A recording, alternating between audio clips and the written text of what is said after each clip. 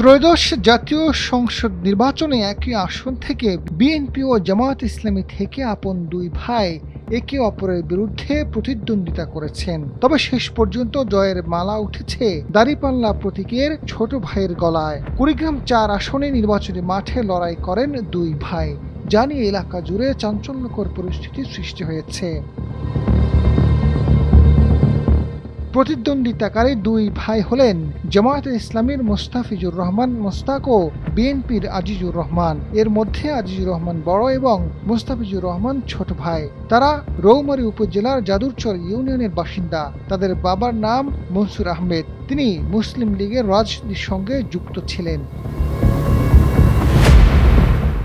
জামায়াতে ইসলামীর মোস্তাফিজুর রহমান দাঁড়িপাল্লা প্রতীকে 1,08,210 ভোট পেয়ে নির্বাচিত হয়েছেন। বড় ভাই ও বিএনপির আজিজুর রহমান ধানের শীষ প্রতীকে 84,423 ভোট পেয়ে পরাজিত হয়েছেন। এ আসনে মোট ভোটার সংখ্যা ছিল 3,62,753 জন। পোস্টাল ব্যালটে বৈধ ভোট পড়েছে 2,845টি। এ আসনে ভোটের হার 62.34%।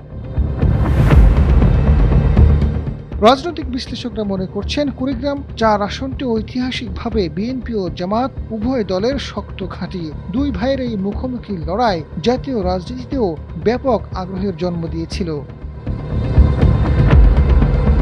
আজাদ ফারুক, সময়ের আলো।